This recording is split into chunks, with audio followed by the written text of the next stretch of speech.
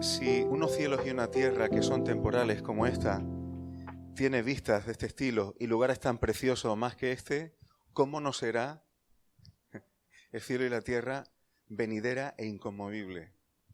Yo creo que no somos capaces de imaginar, porque la creatividad como artista de nuestro creador, eso no tiene parangón, no tiene parangón. Si el libro de Job dice que los ángeles alabaron cuando Dios creó los cielos y la tierra, porque Dios no la creó desordenada y vacía. Dice que alabaron cuando vieron lo que Dios había hecho.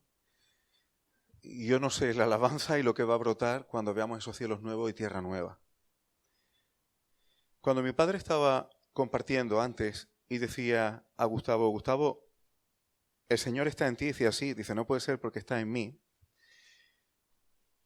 Eso es ilógico. Y el problema que tenemos muchas veces cuando vamos a las Escrituras es que tratamos de explicar nuestra lógica. Y mucho de nuestra lógica funciona cuando las Escrituras están tocando cuestiones terrenales.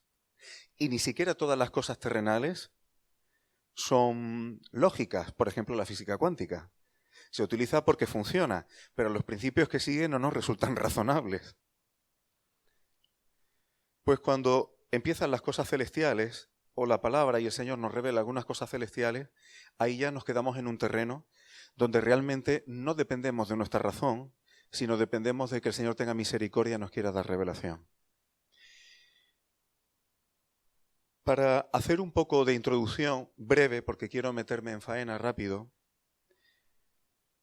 hoy llegamos al clímax de todo lo que hemos estado viendo. Las fiestas apuntan a un pasado del cual podemos aprender, a un presente en el que debemos vivir, que a veces también está profetizado, y a las cosas por venir que todavía no han llegado. Hoy vamos a meternos un poco más en algunos detalles que apuntan al corazón de Dios y que hayamos ido viendo de alguna manera. Hay tres cosas que en realidad están vinculadas, que Dios tiene en su corazón, se ha propuesto, ha planificado, y su desempeño, desarrollo, trabajo e itinerario que va realizando a través de la historia de la humanidad va en función y en dirección de ese propósito que Él tiene y que nadie lo va a poder hacer cambiar. Y hablamos ayer que Él tenía tres cosas en su corazón. Primero, un reino de sacerdotes. Para estudiar esto a fondo, y no nos vamos a meter, pero me gusta dejar algunos flecos por si alguien tiene inquietudes y quiere estudiar por su cuenta. El sacerdocio aarónico y levítico nos da atisbos de lo que significará nuestro futuro como un reino de sacerdotes. ¿Quiénes tenían más cercanía a la presencia divina en su trabajo, en su desempeño y en su día a día que los sacerdotes? ¿Qué parte del pueblo de Israel tenía esa posibilidad? Los sacerdotes. ¿Quiénes tenían la posibilidad de dedicarse a trabajar exclusivamente para el servicio a Dios? Sacerdotes y levitas. Ellos no tenían tierra para ellos, no tenían heredad para ellos, porque Dios mismo era su heredad. No tenían trabajos, digamos, seculares, porque su dedicación era ministrar al Señor. Cuando funcionemos como un reino de sacerdotes en el 8º día por venir, no va a haber ninguna nación, ni nadie aparte del reino de sacerdotes que tengan un desempeño, una existencia y en un vivir tan cercano como el que ese reino de sacerdotes va a tener. Cuando Dios tiene sacerdocio, Dios se relaciona con quienes no son sacerdotes a través de sus sacerdotes. Cuando alguien quería tener comunión con Dios, ya no solamente por pecado, sino simplemente quería adorarle, quería hacer una ofrenda de paz, ofrendas voluntarias, no era solo por su cuenta, tenía que contar con la mediación sacerdotal. Cuando funcionemos como ese reino de sacerdotes que Dios ha prometido, las naciones la humanidad que esté allí presente, para relacionarse con Dios y tener comunión con Él, Dios no lo va a hacer directamente, va a contar con el reino de sacerdotes, con ese pueblo de propiedad exclusiva para relacionarse. Esto es impresionante, hermanos. Que Dios no quiera tratar si no es a través de su esposa con los demás. Esto es tremendo, hermano. Así que ese es uno de los propósitos del corazón de Dios. Bastante similar al deseo de una esposa. Pudiéramos decir muchas cosas de la esposa, nada más que eso sería un tema de una conferencia específica. No de una sesión, de unas pocas. Recordad que en algunas de las preguntas de estos días tocamos que en un matrimonio no puede haber dos tipos de cuerpo o de carne diferente. No puede haber dos tipos de especies diferentes para que se pueda dar un enlace matrimonial. ¿Sabes lo que eso significa de cara a lo que significa ser la esposa del Cordero? Cuando Dios crea a la mujer de Adán, Adán reconoce que no era como los animales, que ninguno era ayuda idónea. Cuando ve a la mujer dice, es un como yo, es mi enfrente, un como yo. ¿Qué va a significar ser la esposa del Cordero? Se me ponen los vellos de punta, hermano. Por eso el cuerpo resucitado que el Señor nos dé es semejante a Él. Además dice que cuando Él venga seremos semejantes a Él. Esto es impresionante, hermano. Y no solo eso. Cuando mi padre hablaba antes de la vida eterna no es que empieza ahora y no termina. Es una vida que no tenía ni principio temporal. Es una vida que trasciende el espacio-tiempo que nosotros tenemos, está por encima de eso. Son cosas que no nos entran en la cabeza, por eso la lógica se queda muy corta. Y el apóstol Pablo tiene que decir, entonces conoceré cómo fui conocido. Eso es para darle vueltas. ¿Cómo fuimos conocidos por Dios antes de que existiésemos? ¿Cómo fuimos conocidos? ¿Te conoció? No sé cómo. Cuando estemos con Él conoceremos cómo fuimos conocidos. Por eso no me hagáis esa pregunta, ¿eh? Que no lo sé. Pero es tan tremendo, hermanos. Y fijaos una cosa, estuvimos hablando, cuando hablamos de la mitocondria tenía un ADN específico, lo que se llama ADN mitocondrial, que se hereda por vía materna y que da linaje. Y estuvimos hablando como en Gálatas se habla de la Nueva Jerusalén y dice madre de todos nosotros. Si es madre de todos nosotros y la Nueva Jerusalén desciende del cielo de Dios, quiere decir que hay algo en ti, lo que Dios ha engendrado de ti no proviene de la tierra. Es algo que proviene de su naturaleza misma. Esto es impresionante, hermanos. Por eso no me voy a meter demasiado en esto, porque si no me como el tiempo, pero no olvidemos que ser esposa del Cordero, esa promesa y ese deseo del corazón de Dios implica muchísimas cosas de cara a un trato, a una comunicación. Atrévete a tomar decisiones en tu casa sin consultar con tu esposa. Cuando se toman decisiones en el hogar, si las cosas funcionan bien, se toman juntos. Yo creo que el Señor, cuando proyecte cosas, las compartirá con la esposa. Y estoy seguro que proyectará cosas en la eternidad que serán maravillosas. Y contará con nosotros para llevarlas a cabo, para conocerlas, para darlas a conocer y para desarrollarlas. Dios es creativo. Muchas veces cuando pensamos en la eternidad por venir, parece que, porque sea una ciudad eterna y permanente, parece que es un quieto parado. Ya se ha terminado todo, nos sentamos y ale. Yo no creo que Dios sea así de pasivo. Y contará con nosotros. Pero quedémonos con esto, hermanos. Ser la esposa del Cordero, sí o sí, según revela las Escrituras y según revela lo que nos apunta la propia ley de Dios, tiene que ser entre iguales. Si no, no habría matrimonio. Iguales de naturaleza. Eso quiere decir que igual que el primer Adán era terrenal, pero el postrer Adán, Cristo, es celestial, hay una naturaleza en ti los que hemos sido engendrados por Dios, que traemos una naturaleza celestial y se manifestará plenamente cuando resucitemos y estemos con Él. Por eso podremos ser esposa del Cordero, porque tendremos una naturaleza como la suya, participantes de la naturaleza divina. Esto es impresionante, hermano. Esto es impresionante. Es como para debilitarse, te caes de rodillas y gracias, gracias, gracias, porque no queda otra.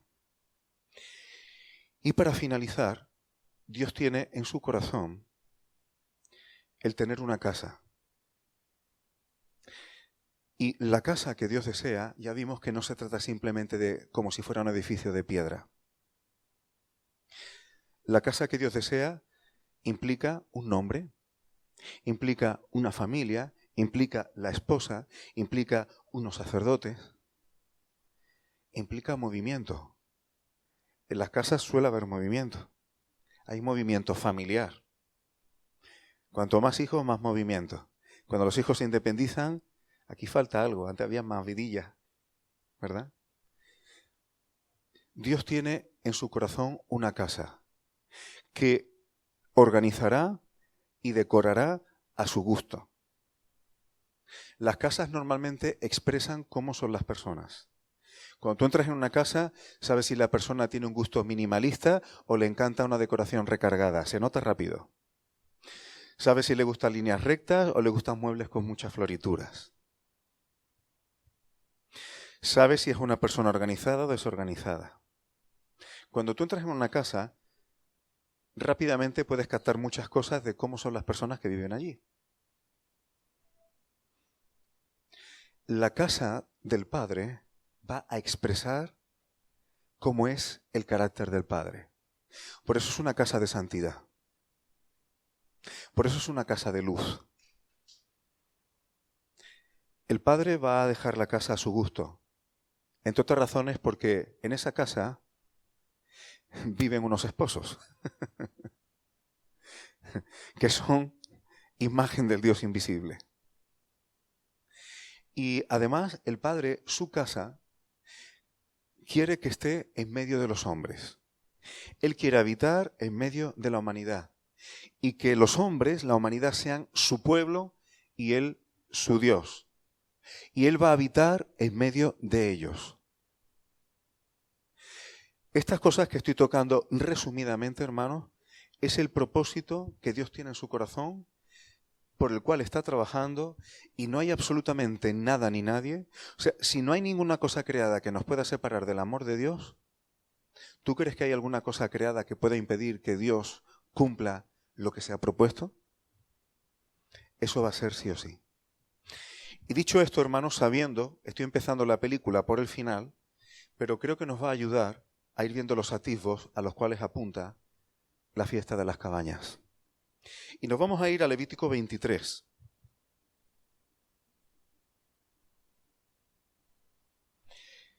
Levítico 23, voy a leer desde el versículo 24, a veces saltaré un poco por causa del tiempo.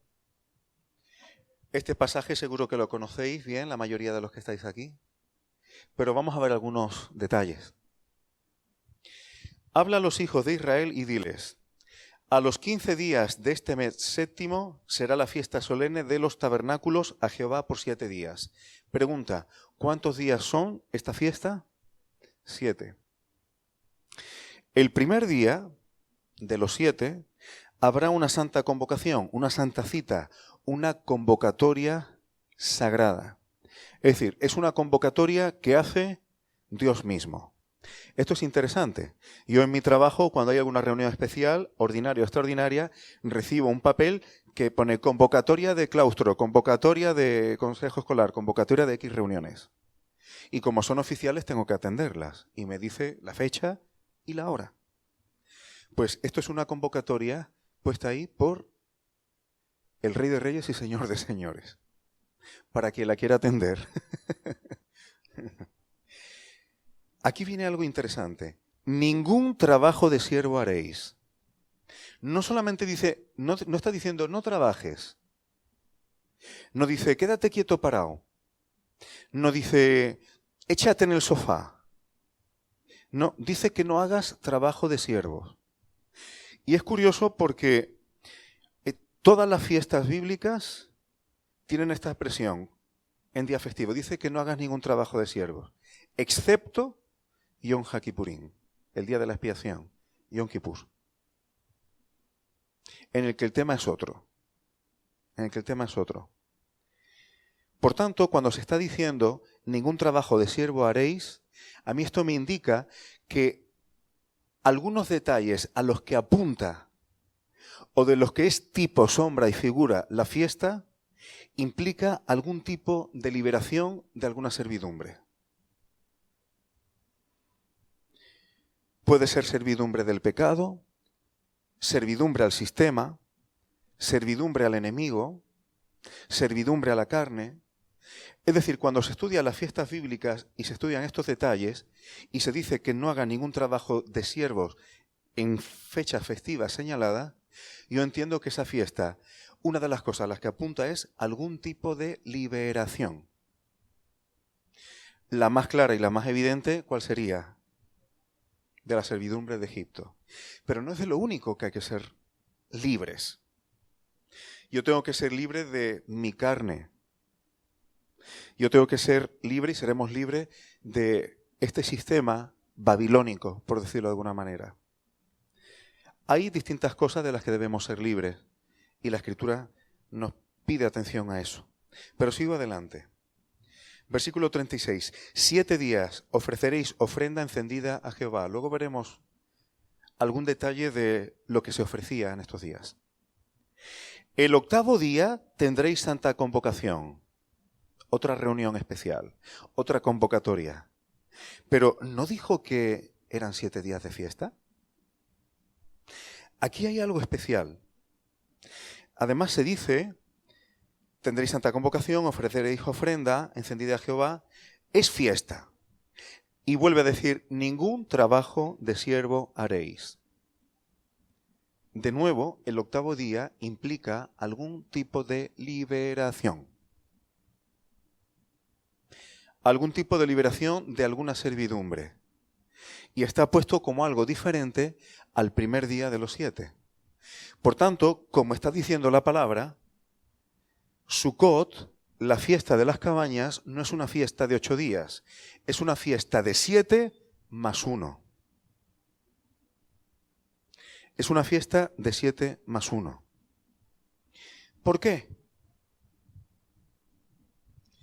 En las preguntas he ido dando atisbos de cómo yo lo entiendo las Escrituras.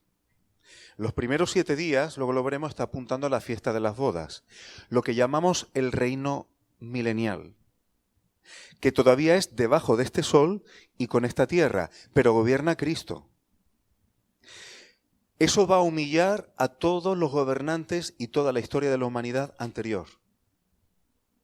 Porque el Señor Jesús va a demostrar cómo el mundo gobernado por la voluntad, la instrucción y la ley de Dios, el mundo funcionaría bien.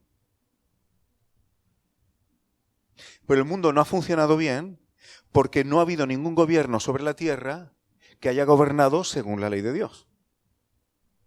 Es más, son los hijos de Dios y muchas veces no se gobiernan por la ley de Dios.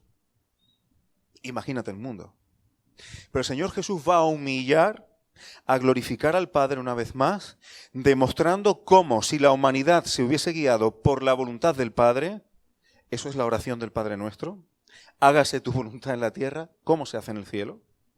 Si eso hubiese ocurrido en algún momento de la historia, se habría demostrado cómo el creador del universo sabe perfectamente los engranajes que hace que la creación, que la sociedad, que las personas, que las familias, que todo funcione a la perfección. Y esto generará que los animales depredadores no se coman unos a otros, y esto generará que un niño pueda jugar en el campo y no tenga problemas de que una serpiente le pueda morder, y esto generará que haya justicia social, porque dice Isaías, plantarás viñas y comerás de ellas, edificarás casas y serán para ti, no del banco. Tú te pones a ver los detalles que del reino dicen los profetas y te das cuenta que aplicando la voluntad de Dios a la vida, incluso bajo este sol y en esta tierra, todo funciona. Todo funciona. aplicando la justicia de Dios. Y ese tiempo de fiesta de bodas será el cumplimiento de muchas profecías, incluidas las bienaventuranzas de Mateo 5. Bienaventurados los que tienen hambre y sed de justicia. ¿Por qué? Serán saciados. ¿Cuándo? ¿Cuándo vas a tener esa sensación agradable de saciarte de una manera preciosa? Porque por fin reina la justicia.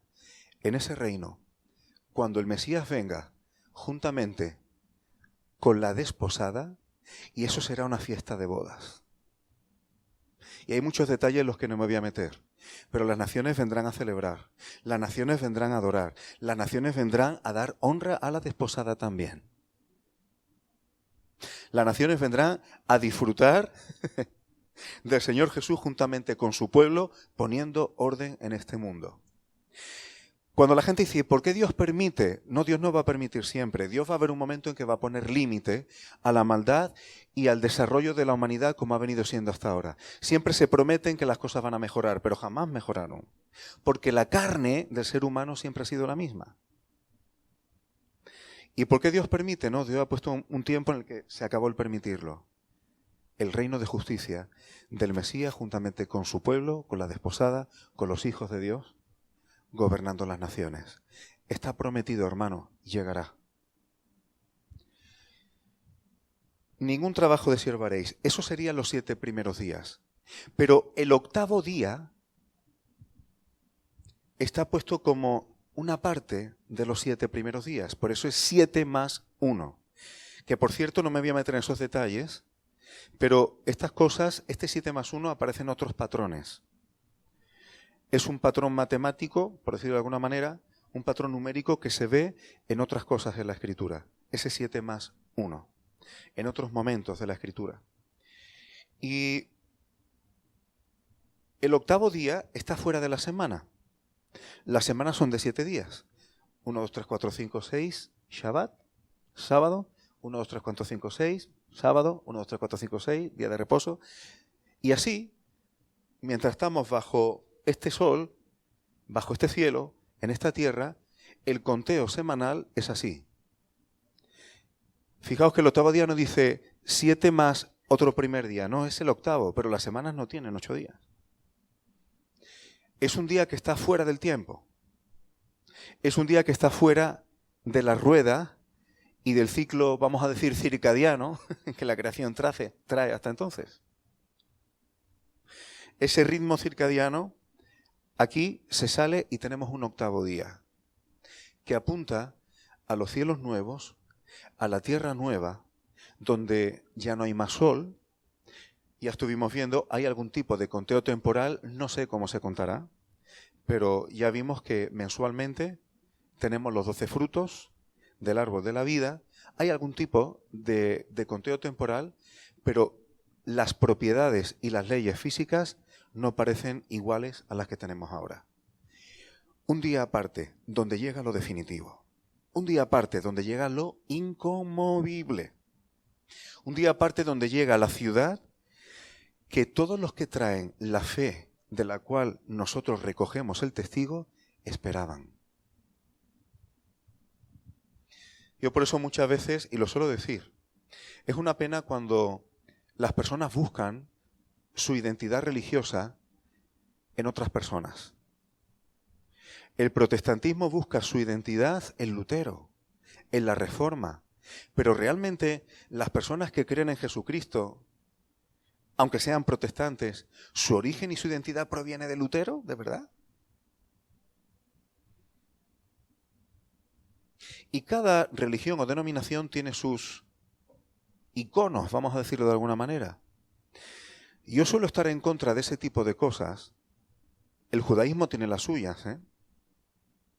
Y no vayas a pensar que siempre es Moisés y Abraham. Tiene sus sabios y les rezan a ellos, ¿eh? Nosotros somos portadores de una fe muy antigua, de cuando los hombres empezaron a invocar a Dios después de la caída, eso está en Génesis. Nosotros somos portadores de la fe de Enoc, el que fue traspuesto para no ver muerte. Nosotros somos portadores y testigos, recogemos el testigo de la fe de Noé, de la fe de Sem, de la fe de Abraham, Isaac, Jacob, Moisés, David y muchos más. Una gran nube de testigos, de personas que llevaban el testigo. Y no todos llevaron vidas perfectas, si miramos Hebreos. Pero todos ellos murieron sin haber recibido, dice Hebreos, lo que esperaban o lo prometido. Lo veían como de lejos, pero lo que esperaban. Pero ellos esperaban lo que era inconmovible. Lo hemos estado leyendo, ¿verdad? Ayer. Así que el octavo día apunta a eso. Seguimos adelante con los textos. Versículo 39. Salto un poquito para ir avanzando. A los 15 días del mes séptimo, está refiriéndose a la fiesta, como hemos visto antes, aquí viene algo en lo que vamos a abundar. Cuando hayáis recogido el fruto de la tierra, haréis fiesta a Jehová por 7 días. Es decir, esta fiesta de las cabañas del día 15 del mes séptimo, la que se hace durante 7 días, es justo después de haber recogido el fruto de la tierra. Hay que recoger el fruto de la tierra para que comience esta fiesta. Esto se repite también en Deuteronomio. Ahora estamos leyendo texto y estamos abundando en detalles. Cuando yo estudio la palabra para mí, normalmente lo hago de esta manera. Y como soy torpe para algunas cosas, también hago otras cosas. Muchas veces, ¿habéis visto estas personas que cuando te están contando algo, mientras te lo van contando, a veces hacen pequeñas paradas y te sueltan mucho detalle y luego siguen? A veces en la escritura hay gente que se pasa con eso, ¿eh? Y cuesta trabajo pillarle el hilo, ¿eh? Eso se llama circunloquio. Pero a veces las escrituras son un poco así. Entonces empieza a decir algo, luego da algunos detalles, sigue diciendo, y yo hay veces que para enterarme, porque soy un poco torpe, pues a veces lo que hago es coger, y lo he estado haciendo en estos días, y a lo mejor no habéis dado cuenta, cuando digo, voy a leer la primera parte del versículo, el siguiente me voy a la segunda parte del versículo, lo que estoy haciendo es unir los puntos y saltando detalles para que no perdamos el hilo. Pero no por vosotros, sino por mí mismo. Yo suelo estudiar la escritura así. Y una vez que ya tengo el hilo principal, luego meto los detalles. Y una vez que ya tengo la estructura, me resulta más fácil meter los detalles. Yo suelo leer y estudiar la escritura así. No suelo coger libros de otros ni ese tipo de historia. Lo hago así, un poco en plan ABC. Como un niño pequeño y que el Señor me enseñe lo que Él quiera. Entonces, en Deuteronomio 16, vuelve a decir lo mismo. La fiesta solemne, 16:13, de los tabernáculos haréis por 7 días. ¿Cuándo?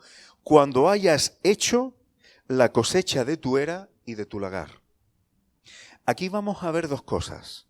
Una fiesta que, para comenzarla, para que ocurra, se tiene que haber recogido la cosecha.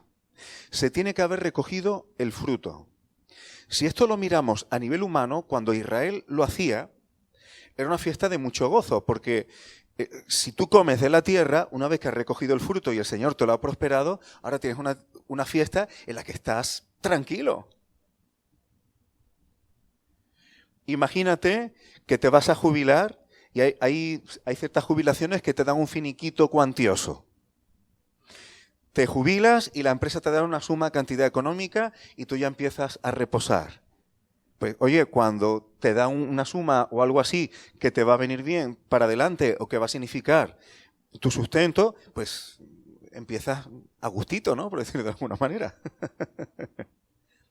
Así que esta es una fiesta donde el pueblo estaba tranquilo, estaba gozoso, podía disfrutar de que habían recogido el fruto y ahora empiezan esa fiesta pudiendo compartir ese fruto y disfrutar de que Dios le había dado el fruto y por tanto Dios les había sustentado.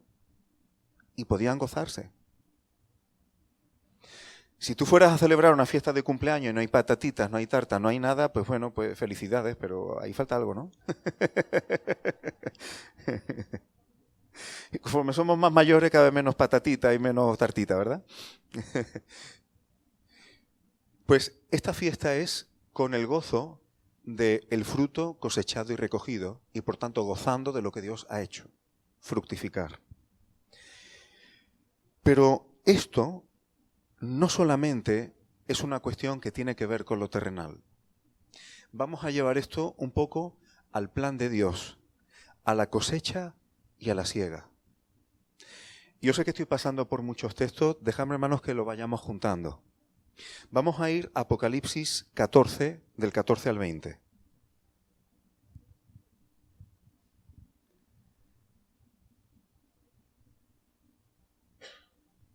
Os voy a pedir, y yo sé que estamos cansados de todos los días, pero os voy a pedir el esfuerzo de que vayamos escudriñando la palabra juntos, que vayamos viendo detalles de la palabra juntos, porque así yo tengo más garantía de que no digo tonterías y que lo que pueda predicar sea palabra de Dios y podamos comprobarlo juntos.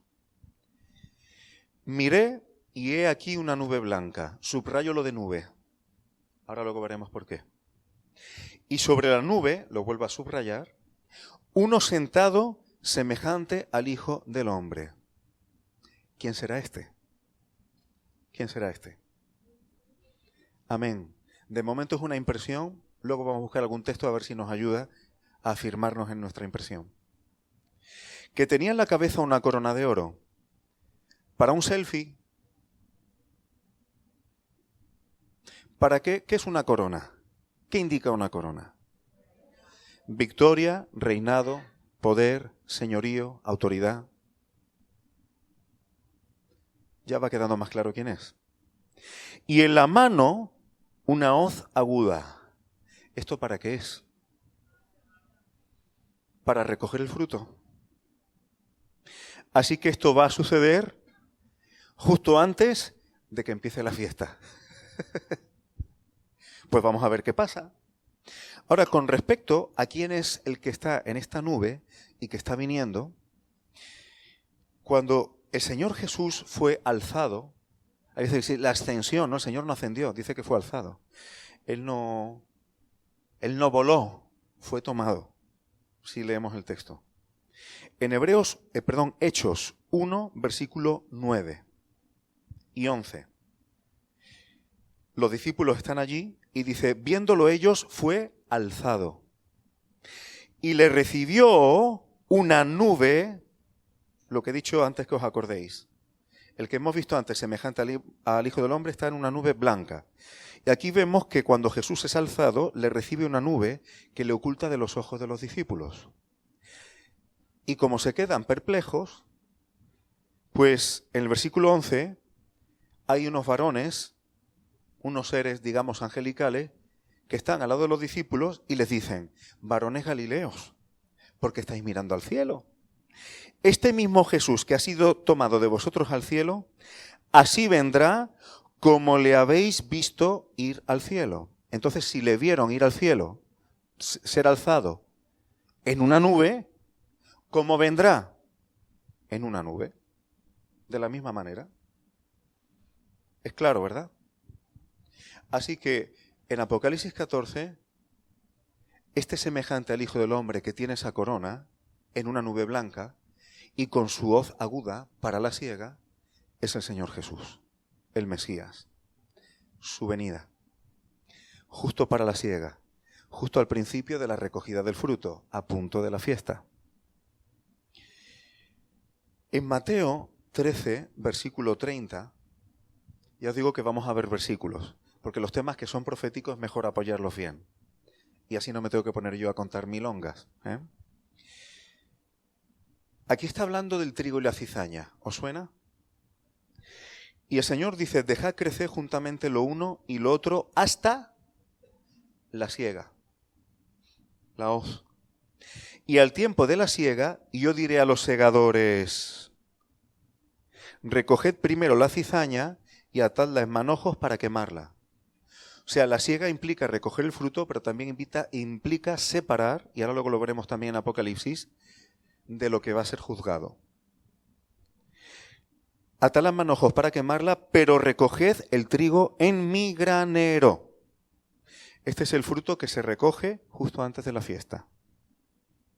También hay otra siega, pero eso no es para meterlo en la fiesta, sino para juzgarlo. Seguimos. El propio Señor Jesús da interpretación de esto en el mismo capítulo, Mateo 13, versículo 39. ¿Quién sembró la cizaña? El enemigo que la sembró es el diablo, por tanto eso no es fruto que vaya a entrar en la fiesta. Y la siega es el fin del siglo. Es decir, esta recogida se va a dar en el fin del siglo, en el fin de esta era. Por lo tanto, si la fiesta de las cabañas empieza después de recoger el fruto, es algo que apunta a lo que va a comenzar después del fin del siglo. ¿Me estoy explicando? Estoy intentando ir despacito para que vayamos uniendo cabos. ¿Bien? ¿No bien? Vale. ¿Cuándo empieza la fiesta de las cabañas? Justo después de recoger el fruto. Aquí está diciendo que la siega, la recogida del fruto, es al fin del siglo, al final de esta era de la humanidad. Por tanto, ¿cuándo va a empezar la realidad de lo que apunta esta fiesta? Justo después del fin de esta era. ¿Bien? Además, me alegra que me lo diga, hermana, porque si no, no me quedo yo tranquilo. Hay veces que estoy por dentro, ¿me estoy explicando o me están siguiendo la corriente como a los dementes? Como si yo estuviera aquí. Entonces, y dice, y los segadores son los ángeles. El Señor enviará a sus ángeles a segar su trigo para ponerlo en su granero. Y cuando esto ocurra, en el final de esta era, entonces comenzará a lo que apunta esta fiesta. Bien, seguimos yendo poquito a poco. En realidad lo que estoy haciendo ahora es como yo a nivel particular suelo estudiar la palabra. Volvemos a Apocalipsis. Seguimos con Apocalipsis, capítulo 14 todavía, pero ahora vamos a ir al versículo 15. Porque aquí está hablando de la recogida del fruto. Del templo salió otro ángel, clamando a gran voz al que estaba sentado sobre la nube. Esto guarda mucha relación con lo que acabamos de leer en Mateo. Y se le dice, mete tu hoz y siega, porque la hora de segar ha llegado. ¿Cuándo va a ser la hora de segar? Jesús lo ha dicho antes. ¿Cuándo es el momento, la ocasión y la hora de esta siega? Venga, hermanos, que no podemos tener una memoria tan corta, acabamos de leerlo. El fin de la era. Es decir, esto que está describiendo Apocalipsis va a ocurrir en el fin de esta era, en el fin de este siglo, en el fin de este tiempo, digamos, donde los gobiernos campan a sus anchas, donde Satanás de momento cree que hace lo que le parece, pero todo esto tendrá un momento en que va a terminar. Cuando eso ocurra, aquí hay un ángel que va a meter su hoz y va a segar. ¿Y por qué? Pues la mies de la tierra está madura. Hermano, esto a mí me da una tranquilidad, porque el Señor Jesús dijo, cuando el Hijo del Hombre venga a la tierra, ¿hallará fe? Hay personas que piensan que antes de que venga el Señor va a haber un gran avivamiento y se van a convertir por millones. No seré yo el que le diga al Señor lo que tiene o no que hacer. Pero en las Escrituras no acabo de leer eso tan claro. Más bien pienso que el avivamiento final,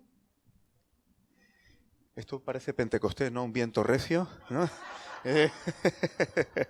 A ver si dentro de un momento aquí va a haber lengua de fuego. Como lengua de fuego.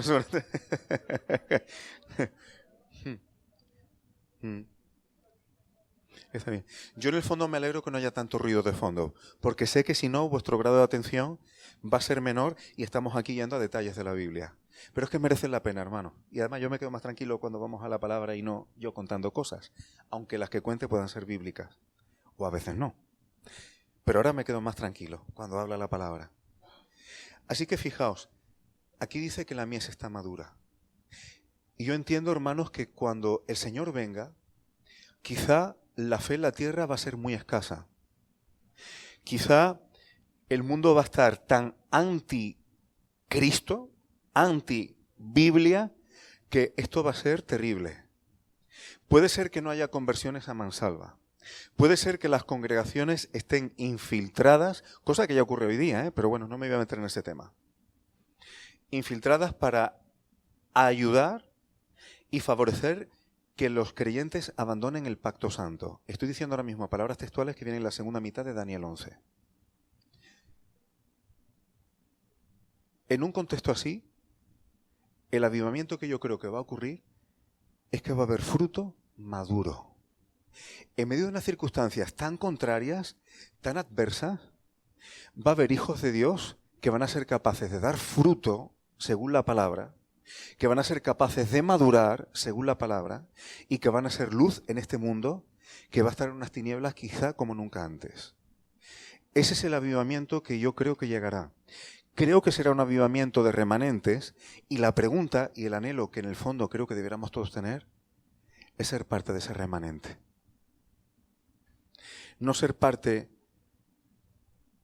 de, iba a decir vulgaridad, pero en el sentido de la multitud, sino parte del remanente. Esto se puede observar a lo largo de las Escrituras en muchos momentos. Muchos jóvenes de Judá fueron deportados a Babilonia, pero hubo un Daniel, un Misael, un Ananías y un Azarías. Hubo un remanente. Muchos judíos se quedaron en Babilonia, se quedaron cuando Ciro dio la orden de poder volver. Pero hubo un remanente, un porcentaje que realmente no era tan grande, que decidió seguir adelante con el plan de Dios. Y yo creo que todas estas cosas van apuntando a que al final es una cosa de remanentes, no de multitudes. La cuestión es que el Señor tenga misericordia de nosotros y nos dé luz, sabiduría, y que vayamos madurando y estimulándonos unos a otros para ir avanzando y madurando en la fe. Que seamos un fruto maduro. Esto para mí me da esperanza en medio de un mundo tan convulso como también hemos estado hablando en estos días. Versículo 16. El que estaba sentado sobre la nube, ya sabemos quién es, metió su hoz en la tierra y la tierra fue segada. Aquí se está recogiendo el fruto. Salió otro ángel del templo que está en el cielo, teniendo también una hoz aguda.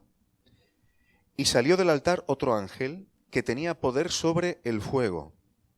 Y llamó a gran voz al que tenía la hoz aguda, diciendo: mete tu hoz aguda y vendimia los racimos de la tierra, porque sus uvas están maduras. Aquí tenemos dos siegas. Una siega primera, donde se recoge el fruto maduro del Señor y que será llevado a su granero. Este es el fruto interesante para que la fiesta empiece después. Pero también va a haber una siega de las uvas que, como vamos a ver ahora en el versículo 19, se está refiriendo a gente de este mundo, donde el Señor va a decir: ¿por qué Dios permite? Aquí se acabó el permiso. Y el ángel arrojó su hoz en la tierra, versículo 19, y vendimió la viña de la tierra, y echó las uvas en el gran lagar de la ira de Dios. ¿Quién quiere estar en esta siega? Nadie, ¿verdad? Nadie. Versículo 20. Y fue pisado el lagar fuera de la ciudad. Esto se está diciendo así en sintonía con las profecías que hablan de esas naciones que van a rodear Jerusalén. Y que Apocalipsis también habla de aquello. Pero obvio esos detalles para que no perdamos el hilo de lo que estamos viendo. Fue pisado, dice, y del lagar salió sangre hasta los frenos de los caballos por 1600 estadios. Hermano, esto no es simbólico, pues si no, no tendría ningún sentido que estuviera así. Esto está hablando de unos 300 kilómetros cuadrados de sangre que llega a una cierta altura. Aquí el Señor Jesús no viene a repartir margaritas como candy candy. Porque todavía hay mucha gente que cuando piensa en el Señor Jesús se lo imagina como si fuera una especie de hippie diciendo paz y amor a todos. No es broma que hay mucha gente que se lo imagina así. Pero muy poca gente piensa en el Señor Jesús que el apóstol Juan ve en Apocalipsis 1. Y yo diría que muchas veces ni siquiera los creyentes nos lo imaginamos así.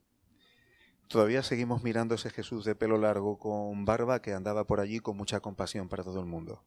Y ojo, hermanos, no digo esto con irreverencia, ni digo que Jesús no tuviera compasión, no estoy diciendo eso. Pero estoy diciendo que hay que conocer la bondad y la severidad de Dios. Porque todavía hay mucha gente que dice: a mí me gusta el Dios del Nuevo Testamento y no el del Antiguo. Aparte de la barbaridad que eso es, pues este es Jesús, ¿eh? Este es Jesús. Este Jesús también es del Nuevo Testamento. Entonces por eso la palabra no podemos coger la parte que nos gusta. Como dice el Salmo 119, 160, la suma de tu palabra es verdad. Así que, fijaos, aquí estamos viendo cómo se recoge el fruto.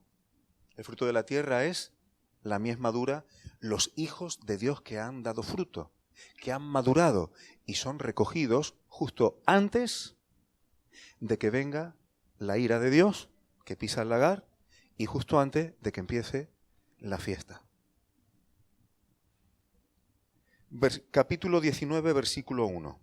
Aquí voy a hacer un poco de lo que he dicho antes que suelo hacer para no perder el hilo. Voy a leer primero el versículo 1, la primera parte, es decir, las primeras 3 palabras. Después de esto. Está claro, ¿no? Después de lo que acabamos de contar, y ahora me voy al versículo 6, el final. Luego podéis leerlo todo para que veáis que los puntos no me los estoy inventando, están ahí. Aleluya, porque el Señor nuestro Dios Todopoderoso reina. Es decir, seguimos la secuencia. Se produce la siega del fruto que ha madurado en la tierra. Se produce la siega de las uvas de esta tierra que va a ser pisada, es decir, juzgada en el lagar de la ira de Dios. Y ahora, después de esto, el reino. ¿Bien hasta aquí, hermano? Aleluya, porque el Señor nuestro Dios Todopoderoso reina. ¿Por qué Dios permite? Aquí ya no ha permitido. ¿Y qué más cosas pasan? Versículo 7, ayer lo cantamos. Gocémonos y alegrémonos y démosle gloria, porque han llegado... ¿Cuándo? Después de esto. Yo sé que Apocalipsis no es un libro fácil, pero cuando se va despacito, hay cosas que se pueden entender, ¿no? Si uno no va de corrido. Han llegado las bodas del Cordero, y aquí viene algo que me encanta. Como el fruto ha madurado, ¿qué quiere decir que el fruto ha madurado? ¿Cómo termina el versículo 7? Y su esposa se ha preparado. ¿Qué significa que el fruto está maduro? Que la esposa, la desposada, se ha estado preparando para esto y está preparada. Eso es fruto maduro. Eso es fruto maduro. Versículo 8. Y a ella, ¿a quién? A la esposa. Y ahora voy a explicar algo que a veces explico, porque hay personas que dicen, bueno, y en este mundo si hay personas que se portan bien y tal, ¿por qué Dios no? Ahora vamos a hablar de las obras. A la esposa se le ha concedido que se vista de lino fino. Hemos hablado de las vestiduras que no envejecieron en el desierto. Aquí están. Limpio y resplandeciente, no está contaminada, no está sucia. La esposa está en santidad, sin impurezas, sin mezclas, sin pecado, porque ha sido limpiada y ha madurado. Y resplandeciente. Y ahora te da la explicación. ¿Cuál es la explicación? Porque el lino fino es las acciones justas de los santos. ¿Qué significa que unas acciones sean justas? Que yo diga, sería bueno y estaría bonito que yo fuera, hiciera, que coja, que haga y tal. Eso significa que una acción es justa, porque yo tengo buenas intenciones, que es lo que Jesús haría. ¿Eso es una acción justa? Una acción justa delante de Dios es la que se ajusta, valga la redundancia, a su justicia. Efectivamente. Y ojo que obediencia y justicia no estamos hablando solamente de esa rectitud legalista, no, porque también es justicia tener misericordia de los demás. Eso también es justicia divina y lo vimos. Dios ha tenido tanta misericordia conmigo para tantas cosas, me ha perdonado tanto, ¿cómo no voy a tener yo un poco de misericordia por lo menos hacia mi prójimo? Eso también son acciones justas. Eso también forma parte de la justicia de Dios, del carácter de Dios. Porque la misericordia, la verdad, dice el Salmo 89, aunque el cimiento de su trono dice que es la justicia, pero la misericordia y la verdad van delante de su rostro. Entonces, había algo que quería comentar. Si el lino fino son las acciones justas de los santos, y este es el vestido de bodas, cuando una persona dice, es que hay personas ahí fuera que a veces son mejores que nosotros. Es verdad, ¿eh? Es verdad. Pero aquí hay un problema. Imagínate que en una boda que se está preparando, una mujer, tenemos un varón que se va a casar, está desposado con una mujer, Se prepara el vestido, se compra el vestido. Yo doy fe que hoy día los vestidos de novia son carísimos. Lo hemos comprobado hace poco en casa. Carísimos, vamos. Pero bonitos. ¿Eh? Pero bonitos. En fin, a lo mejor no sirve de alegoría, porque el vestido limpio y precioso de bodas tiene un precio. Las acciones justas de los santos también. Y normalmente es la cruz. Si yo no tomo la cruz, no hay vestido de lino fino. Pero fijaos, hermano, imagínate que tenemos una pareja desposada, pagan un alto precio por el mejor vestido de bodas, y ahora viene otra muchacha, ¡ay, qué vestido! Y va y se lo pone. ¿Qué dirá el novio? Que tú no eres. Yo no me he desposado contigo. ¿Qué pasa cuando una persona que no está en pacto con el Señor Jesús, digamos, se porta muy bien? Estupendo, pero primero despósate con Él, entra en pacto con Él, y ahora si quieres te vistes. Por ponerte el vestido, el Señor no se va a enamorar de ti. Porque tú vienes a Él reconociendo tu verdadera condición, es que el Señor se desposa contigo, te perdona, te compra, te rescata y te da el Espíritu Santo para prepararte, para que te vayas vistiendo. Pero si tú te quieres poner el vestido sin desposarte con Él, no, efectivamente. La esposa es esposa porque hay un compromiso y hay un pacto. Y ahora viene el vestido, pero no te hace novia ni esposa ponerte un vestido de boda. O sea, imagínate una mujer que no tenga ni compromiso, ni novio, ni nada de nada. Ahora se va a pronovia, se compra un vestido, ¿ya es novia? ¿Y por qué pensamos que en lo religioso esto sí es posible? Muchas veces yo digo, cuando la mente se pone en modo religioso, podemos pensar que las tonterías más grandes caben. Este es uno de los motivos por el cual las acciones justas de los santos son para la esposa. Y eso es una responsabilidad, porque debiera avergonzarnos cuando personas que no están en compromiso ni en pacto con el Señor Jesús llevan una vida más limpia que nosotros. Eso nos debiera avergonzar. Seguimos. Esto era un off topic hasta cierto punto. Y el ángel me dijo, escribe, bienaventurados los que son llamados a la cena de las bodas del Cordero. Y me dijo, estas son palabras verdaderas de Dios. Es decir, esto no lo va a cambiar nadie. Bien, hermano, vemos cómo se va preparando todo. Vemos cómo esta fiesta apunta a recoger el fruto maduro, y una vez que eso ha ocurrido, una vez que la esposa se ha preparado, ahora empieza la cena, el banquete, el convite de la fiesta de las bodas del Cordero. Esta fiesta de las cabañas está apuntando a la fiesta de la cena de la boda del Cordero. Y si tú has sido invitado a esa cena, bienaventurado eres. Tomémonoslo en serio. Preparémonos. La fiesta de las cabañas apunta a que, y yo he sido testigo, bueno, mi mujer también, que nuestra hija, para una boda mucho más corta que las del Cordero, para un rato, como quien dice, más o menos desde las 6 de la tarde hasta las 2, 3 de la mañana. Para eso, la cantidad de preparación que vimos en nuestra hija, tremendo. Hay que ir allí, acá, que si tarjetas en el suelo por la casa, que estaba preparando regalito, que una cosa, que lo otro, tal.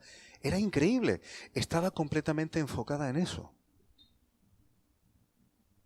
Y nosotros, como invitados a la cena de la boda del Cordero, ¿estamos preparándonos para eso? ¿O que me lo preparen y yo aquí? No es lo normal cuando una desposada está ilusionada. ¿Y qué merece más la pena que poder estar en esa fiesta disfrutando del que nos amó primero? Después de esto, sí, llevo 54 minutos y me quedan cosas. Me voy a saltar algunas cositas, porque luego se habla de que Satanás es atado 1000 años, versículo 9 de Apocalipsis 20, hasta que fuesen cumplidos estos 1000 años. Satanás es amarrado mientras estamos de fiesta. Mientras estamos de cenas del Cordero, de cenas de bodas, Satanás no va a estar por allí engañando a nadie. Efectivamente, hasta que no termine la fiesta. Hasta que no termine la fiesta. Pero dice el versículo 4 de Apocalipsis 20, y vi tronos. Está hablando del mismo tiempo. En la fiesta de las bodas no solamente hay fiesta, sino que se está reinando, esta es la luna de miel, en justicia de Dios, el mundo entero. En el fondo, la gente, se sea creyente o no, hay un anhelo en el corazón de muchísima gente donde anhelaría que este mundo funcionara con justicia. Porque saben que lo que este mundo llama justicia no es justa. De hecho, es un engaño la mayor parte de las veces. Le llaman justicia a lo que es legalidad. Si el que manda se inventa una ley y tú la sigues, entonces estás cumpliendo justicia. Pero hay leyes que no son justas. Pero ellos no lo llaman legalidad, lo llaman el Ministerio de Justicia. ¿No sería mejor llamarlo Ministerio de Legalidad? Pero bueno, eso es otro tema. Y vi tronos y se sentaron sobre ellos los que recibieron facultad de juzgar. Esto es un tiempo de reinar con Cristo. Y vi las almas de los decapitados por causa del testimonio de Jesús. No vi los cuerpos, vi las almas. Y por la palabra de Dios. Son personas que han dado su vida por el testimonio del Mesías y por la palabra. Si tú dices que crees en Cristo, pero pasas de la palabra, no perteneces a este grupo. Si tú dices, yo sigo la palabra, pero no das testimonio de Jesús, tampoco eres de este grupo. No se puede estar cojo. Los que no habían adorado a la bestia ni a su imagen. Ojo, hermanos, que esto, ya hablamos de Daniel 7 ayer, aunque fuera un poco por encima. Y que no recibieron la marca en sus frentes ni en sus manos. ¿Esto quiere decir que son los únicos que van a reinar? No, pero estos van a estar ahí. Y vivieron y reinaron con Cristo 1000 años. Algunos dicen, estos 1000 años son simbólicos, pero es que nada de lo que ha dicho aquí es simbólico. De lo que está diciendo aquí, todo es literal. Y justo los 1000 años va a ser simbólico, un poco raro. Muchas veces para distinguir qué es simbólico o no, hay que ver el contexto. Si se dice que es una señal, si todo se ve que es alegórico, pero si lo que va diciendo el versículo y el contexto es bastante literal, no tendría sentido que justo al final esa parte sea simbólica. Y aparte en Apocalipsis hay veces vi una gran señal y se nota. Por eso hay veces que hay que tener discernimiento y muchas veces pedirle al Señor que nos dé revelación, si lo que está ahí es simbólico o no, ¿no?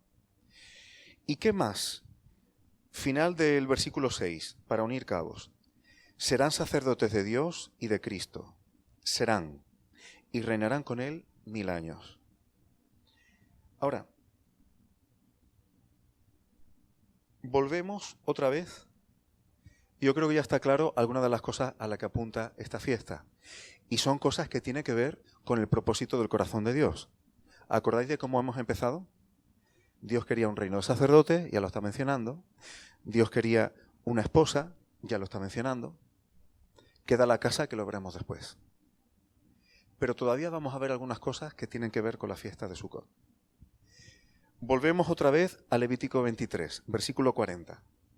Tenemos que ir viendo la palabra, hermanos, cogiendo de aquí y de allá, porque ya sabemos que la suma de la palabra es la verdad. Entonces vamos a sumar palabra de aquí y de allí. Tomaréis el primer día, es decir, en esta convocatoria, el primer día, que era el día festivo, donde no había que hacer ninguna labor de siervos. Pero aquí van a hacer algo que no es labor de siervos. Ramas con fruto de árbol hermoso, es decir, árbol bonito. ¿Os acordáis que Abraham, donde abrió un pozo en Berseba, puso un tamarisco? Si miráis en Google un tamarisco, veréis que es un árbol bastante bonito, es hermoso. Ramas de palmeras, ramas de árboles frondosos y sauces de los arroyos. Y os regocijaréis delante de Jehová vuestro Dios por 7 días. Hermano, esto es lo que tenían que hacer cuando celebraran la fiesta. Tenían que vivir en tiendas durante 7 días y tenían que tomar ramas con fruto, subrayo, con fruto, de árbol hermoso, ramas de palmeras, de árboles frondosos, es decir, con mucho follaje, con mucha hoja, es decir, repleto, en un árbol seco con 4 ramas ahí que no tiene mucho más. Y sauces de los arroyos. Eso tenían que hacer. ¿Las tiendas en las cuales ellos habían venido por el desierto serían así? No, ¿verdad? Porque esto está apuntando a lo que viene después. A lo que viene después. Después de recoger el fruto. Y yo quiero aquí hacer algunas consideraciones, hermano. Me salto algunas cosas porque el reloj me está acusando y me está poniendo nervioso. Fijaos, vamos a centrarnos un poco en los árboles. ¿Os acordáis en Edén? ¿Qué había en Edén? Árboles y el río con agua que regaba el huerto. Que por cierto, yo creo que regaba el huerto por debajo y no por arriba. Pero bueno, eso es otro tema. Fijaos que las ramas de estos árboles tienen algunas características. Primero, tienen fruto. Cuando un árbol tiene fruto, ¿qué significa? Que ha madurado. Si un árbol no da fruto es que no ha madurado todavía lo suficiente. Y para que un árbol madure y dé fruto, ¿qué necesita? Agua. Así que estas cosas están apuntando a la recogida del fruto que hemos visto y también está apuntando a lo que Dios espera de nosotros. Si nosotros no tomamos agua, si cuando estamos en el desierto no abrimos pozos, olvídate de dar fruto. El que tenga sed, venga a mí y beba, dijo el Señor Jesús. No podemos dar fruto si no es tomando del Señor Jesús directamente. Y a veces necesitamos escarbar porque la vida es demasiado superficial. Y estoy entroncando con cosas que hemos visto antes. No queda otra. Además, el Señor Jesús dijo, sin mí nada podéis hacer. Yo soy la vid, vosotros los pámpanos. Separado de mí, no hay posibilidad de fruto. Así que una característica del primer árbol es que necesita tomar agua para poder madurar y dar fruto. Luego tenemos la palmera. La palmera es un árbol que tiene algunas características especiales. ¿Habéis visto cuando hay huracanes que las palmeras se doblan mucho pero no las tiran? Son capaces de soportar adversidades. ¿Habéis visto que las palmeras son capaces de crecer en lugares donde hay poca agua y son capaces de crecer en lugares donde hay escasez de agua y donde hay agua, ahí están, en lugares desérticos? Los hijos de Dios, mientras están en el desierto, tienen que saber dónde hay agua. Tienen que saber dónde alimentarse y tienen que aprender a dar fruto incluso a pesar de la adversidad, a pesar de la prueba. Siguiente rama, árbol frondoso.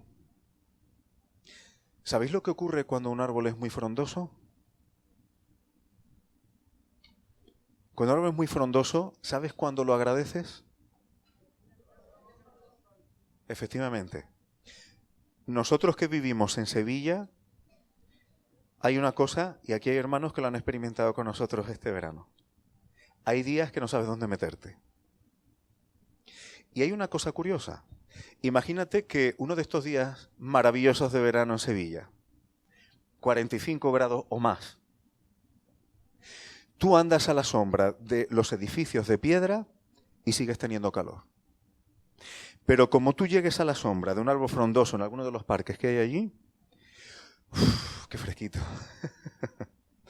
Agradeces más la sombra del árbol frondoso que la de los edificios de piedra, aunque sea la Giralda, la catedral, lo que tú quieras. Es mucho mejor la sombra de un árbol frondoso. Pensaba decir ya a qué apunta esto de la sombra, pero lo vamos a leer después. Voy a dar un texto que no vamos a leer, pero el que habita al abrigo del Altísimo morará bajo la sombra del Omnipotente. Pero luego veremos algo más, porque todos estos árboles están apuntando a algo concreto que ya hemos leído en Apocalipsis, cuando nos vayamos a cantar de los cantares dentro de un momentito. Todos estos árboles, el frondoso, la palmera, el que da fruto, todos necesitan agua. Sin agua, si no toman agua, no hay fruto, no se supera adversidades, no eres capaz de sobrevivir en un entorno desértico, no eres capaz de ser frondoso. Y luego tenemos el sauce de los arroyos. El sauce de los arroyos necesita mucha agua y se pone donde hay arroyos y donde hay agua abundante. Vive donde hay agua de sobra. Aunque nosotros, en el devenir de nuestro transitar por el desierto, pasamos por distintas fases, cuando encontramos donde hay agua en abundancia, ahí debemos estar hasta que el Señor levante la nube y nos quiera llevar para otro sitio. Pero es sabio estar donde hay aguas. Es muy triste, hermano, para mí es una cosa que me duele mucho, porque en este mundo hay gente que tiene hambre y sed de la palabra de Dios. Y muchas veces acuden a congregaciones. Y van a congregaciones y siguen teniendo hambre y sed de la palabra de Dios. Porque en vez de predicar la palabra de Dios, se dan clases de psicología y a la gente le gusta, claro. Tú te pones a hablar de cosas de psicología nada más y a eso a la gente le da cierto morbo hasta cierto punto. Le gusta, ay, me conoce, es verdad, yo soy así y tal. Y están disfrutando eso. Pero eso no da alimento. Eso no da alimento. Y yo soy psicólogo, vamos, que me estoy tirando piedras sobre mi tejado. Pero la psicología no va a dar alimento espiritual. No es la palabra de Dios directamente, aunque la palabra de Dios contiene cosas de psicología. Pero a veces los púlpitos se están convirtiendo. Antiguamente yo me acuerdo que había revistas de estas dominicales o semanales que tenían consultorio y la gente, me pasa esto, lo otro y tal. Y el psicólogo responde y te ponía una frase así, en plan, anímate. Pero es que hay veces que en lugar de se supone que se predica la palabra de Dios, se hablan cosas a ese estilo. O el que predica se pone a contar las anécdotas de su vida. O el que predica da una charla de autoayuda en plan motivacional. Hermano, yo no digo que no haya que dar testimonio, porque a veces dar testimonio de experiencia, eso también edifica, pero lo que no podemos hacer es sustituir la palabra de Dios por ninguna otra cosa. Y al que le pique, que haga lo que quiera. Pero nuestra responsabilidad es que si alguien tiene hambre y sed de la palabra de Dios, hay que darle eso. Pero no puede ser que alguien venga con hambre y sed de la palabra de Dios, de lo que Dios tiene que decir, que pase un tiempo entre nosotros y siga muerto de hambre y sed. Si dando la palabra de Dios alguien no la soporta y reacciona mal, no me va a agradar, pero ya no es mi responsabilidad. Pero si una persona viene y yo me dedico a contar pensamientos bonitos, como si yo fuera Paulo Coelho, la persona se ha entretenido mucho, la persona se ha divertido mucho, pero no le estoy dando palabra de Dios, a mí me da temor que el Señor me pida cuentas de eso.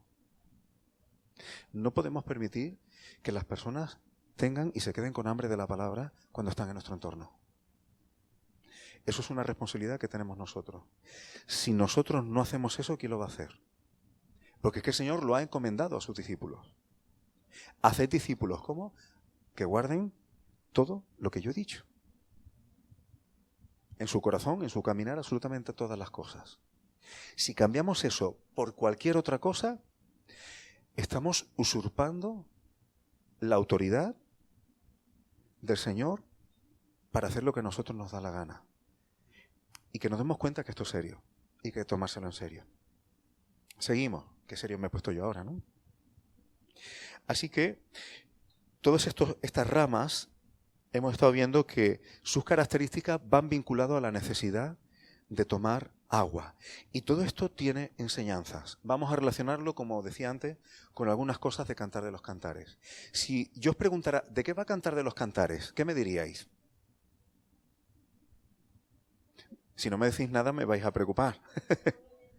De novia y novio, de pareja, de bodas, de romanticismo, de anhelo, de amor, de trato de pareja. Bien. Cantar de los Cantares, capítulo 2, versículo 3. Como el manzano entre los árboles silvestres, así es mi amado entre los jóvenes. El manzano que da fruto. Bajo la sombra del deseado me senté, algo frondoso. y su fruto fue dulce a mi paladar. Vamos uniendo cabos a que no hace falta que yo explique más. Cantar de los Cantares, capítulo 7. Leo el versículo 6 para que veamos a quién se está refiriendo. Qué hermosa eres y cuán suave, oh amor deleitoso. ¿A quién se le dice? Versículo 7. Tu estatura es semejante a la palmera. ¿Os suena? Y tus pechos a los racimos. Aquí hay fruto también. Versículo 8. Yo dije, subiré a la palmera, asiré sus ramas. Estos son elementos que están en la tienda de Sucot. Sigo en el versículo 8. Deja que tus pechos sean como racimos de vid y el olor de tu boca como de manzanas, fruto. El versículo 12 y 13 siguen más o menos en esta dirección. Levantémonos de mañana a las viñas. Siempre se está hablando de fruto. Veamos si brotan las vides, veamos si hay fruto. Si están en ciernes, si han florecido los granados, más fruto. Allí te daré mis amores. ¿Dónde se va a dar los amores? Donde haya fruto. Cuando haya fruto. Así que una vez que se recoge el fruto, empieza la fiesta de las bodas. ¿Lo vamos viendo, hermano? ¿Cuándo es el tiempo de amores? Sucot. ¿Cuándo es Sucot? Después de recoger el fruto. ¿Vemos la correlación? ¿Cuándo es el tiempo de amores? Versículo 13. Las mandrágoras han dado olor. Tenemos más fruto. ¿Recordáis las mandrágoras quién las utilizó? A cambio de que el esposo pasara una noche con ella. ¿Os suena? Eso es. Y a nuestras puertas hay toda suerte de dulces frutas, nuevas y añejas que para ti, oh amado mío, he guardado. Hermanos, cuando maduramos y damos fruto, ¿para quién es? Para Él. ¿Bien, hermano? ¿Bien hasta aquí? Sé que estoy ocupando tiempo, sé que estoy yendo despacito, pero vemos cómo la Escritura se va explicando por sí misma. Vamos viendo todo, como dice mi hermana, cómo son links que se van juntando. Vamos a Isaías 44. El reloj me está acusando demasiado. Pero es que estas cosas, si no se ven así, pues parece que yo estoy aquí elucubrando, ¿no? Porque son cosas demasiado grandes, ¿no? Isaías 44 del 1 al 7. Ahora pues, oye Jacob, siervo mío, y tú Israel, a quien yo escogí. Así dice Jehová, hacedor tuyo. Es decir, el Señor es el creador de Israel, lo dijimos el primer día. Por eso es Padre. No solamente es creador de los cielos y de la tierra, sino el creador de Israel, el creador de su pueblo, el creador de sus hijos. Por eso es el que engendró. El que te formó desde el vientre, más de lo mismo. El cual te ayudará. No temas, siervo mío Jacob, y tú Jesurún, esto es un diminutivo cariñoso para Israel, a quien yo escogí. Y ahora, prestemos atención, porque guarda relación con Sucot y todo lo que estamos viendo. Porque yo derramaré aguas sobre el sequedal. El Señor es el que derrama agua y da agua en el desierto. Recordemos que fue el Señor el que dio agua a Israel cuando estaba en el desierto. Y ríos sobre la tierra árida. Mi espíritu derramaré sobre tu generación. Aquí está dando a entender por dónde va el tema del agua. Y mi bendición sobre tus renuevos. Los renuevos son para crecer ramas y para dar fruto y para madurar. Y brotarán entre hierba. Y ahora aquí viene lo que entronca con Sucot. Como sauces junto a las riberas de las aguas. ¿Lo vemos, hermanos, cómo la Escritura va explicándose a sí misma? Me voy a saltar cosas, hermanos, porque es que si no el tiempo se echa encima. Pero sería como ir leyendo tranquilamente hasta el versículo 7. Simplemente me voy directamente al versículo 7 directo. ¿Y quién proclamará lo venidero? Si estas cosas son las que van a venir, ¿quién lo va a proclamar? Su pueblo. Si tú y yo no predicamos estas cosas que están por venir, ¿quién lo va a hacer? Por eso cuando prestamos atención a las fiestas, lo importante no es el punto y la coma de lo que yo haga físicamente. sino a qué está apuntando para que lo proclamemos, hermano. Si yo aquí me dijera, no, porque hay que hacer una tienda, pero no, esta no, porque yo creo que es que eso es una barra metálica, lo suyo sería que fuera, y empezamos y nos dedicamos a estas cosas y no proclamamos lo que apunta y lo que va a venir, estamos perdiendo el tiempo. Estamos perdiendo el tiempo. ¿Quién va a proclamar las cosas que apuntan este lenguaje divino? Nosotros. Si tú coges a una persona de la calle que no tiene ni idea y le pones la fiesta, dirá, ¿esto qué es? Han perdido. Pero si el Señor, por su misericordia, nos da revelación, nosotros sí podemos proclamar lo que ha de venir. Y lo que ha de venir son la fiesta de las bodas, hay otras cosas, pero también va a venir un juicio. Las uvas del lagar que esos ángeles van a pisar. Y cuando el apóstol Pablo predicaba, también predicaba el juicio. ¿Recordáis cuando le predicó? Ahora mismo no recuerdo, que alguien me corrija, no recuerdo si fue exactamente a Agripa o a quién. Dice que cuando empezó a decirle, a hablarle del juicio venidero y todo eso, dice, por poco me persuade a ser cristiano y ya lo paró. Eso del juicio le dio miedo. Hay que proclamarlo por venir. Y si no lo hace el pueblo de Dios, ¿quién lo va a hacer? ¿Quién proclamará lo venidero? Lo declarará y lo pondrá en orden delante de mí. Me encanta esta expresión. ¿Quién pondrá estas cosas en orden delante del Señor? Como hago yo desde que establecí el pueblo antiguo, y ahora viene una orden. Anúncienles lo que viene y lo que está por venir. Eso estamos haciendo aquí. Todo esto apunta al tiempo de las bodas. ¿Cuándo había que celebrar la fiesta de los tabernáculos? Perdón, sí, hermana. Después de la cosecha, y además, cuando el Señor dijo que esto lo haréis para que vuestros descendientes sepan que en tabernáculos os hice habitar en el desierto, eso quiere decir que esto se iba a celebrar cuando terminara el tiempo del desierto. ¿Verdad? Así que esto se celebra después de entrar en la tierra prometida. ¿Y la tierra prometida a qué apunta? Al reino.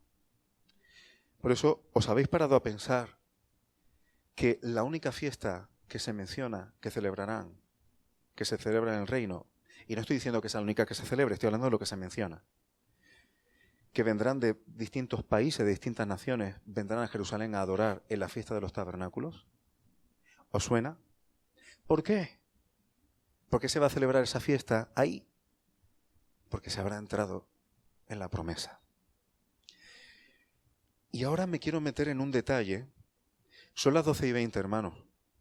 ¿Puedo tomarme unos 15 minutos por lo menos? Para no dejar estos botes abiertos y no cerrarlos. No me gustaría dejar las latas abiertas sin cerrarlas.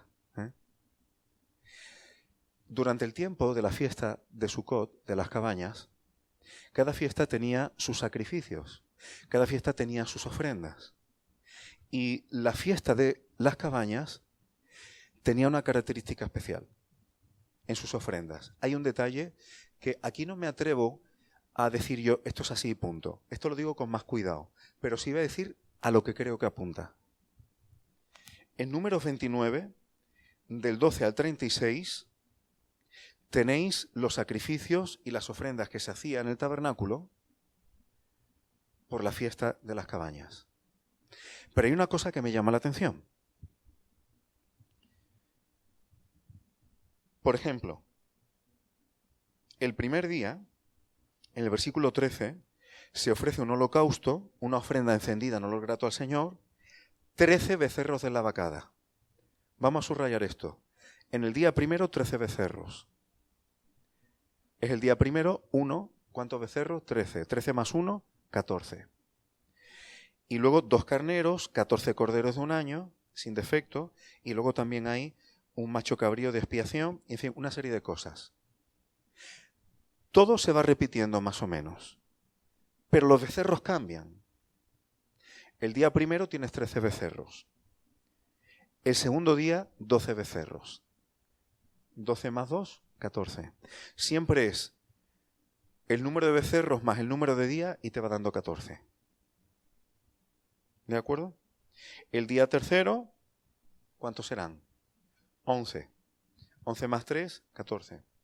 Y así va, como si fuera una cuenta atrás, hasta que llegas al séptimo día, en el versículo 32. El séptimo día, 7 becerros. 7 más 7, 14. Para mí aquí hay alguna cosa que sucederá más adelante, porque en la fiesta de la dedicación, cuando se dedica el tiempo de Salomón, que coincide con la fiesta de las cabañas, con Sukkot,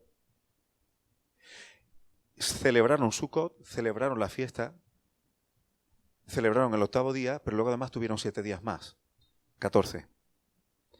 Pero al margen de esto, cuando llegamos al octavo día, vuelve a coincidir en general las cosas que se ofrecen, pero aquí ya varían, aquí hay un cambio.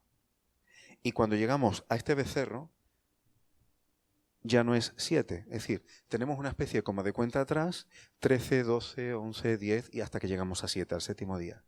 Pero ahora llega el octavo y último día de la fiesta y aquí solamente es un becerro. ¿Qué pienso yo que tiene que ver esto? Y lo cojo un poquito con pinzas. Pero meditando delante del Señor, cuando se consagró el sacerdocio de Aarón, se utilizaron becerros. Y además es sobre los becerros que Aarón y sus hijos tenían que poner sus manos, identificándose con ese becerro, que además tenía que ser sacrificado, tenía que ser sacado fuera del campamento. Está apuntando al Señor Jesucristo. Si el tiempo de las bodas del Cordero es en el reinado milenial, conforme el reinado va avanzando, la justicia de Dios cada vez se va extendiendo más. Toda la tierra será llena del conocimiento de la gloria del Señor. Conforme se va practicando la justicia de Dios, según el Salmo 19, la ley de Jehová es perfecta, que convierte el alma. La necesidad de esa expiación y la consagración ya está hecha y es como una cuenta atrás. Está habiendo un perfeccionamiento en la consagración y en el servicio de los santos. Y no olvidemos que será el tiempo de preparación de ese reino de sacerdotes para cuando llegue el octavo día. Cuando llegue el octavo día, el último becerro, porque a partir de entonces ya no habrá más pecado. La consagración del reino de sacerdotes será total y definitiva. Esto es lo que yo entiendo que puede significar esa especie de cuenta atrás. Esa especie de cuenta atrás.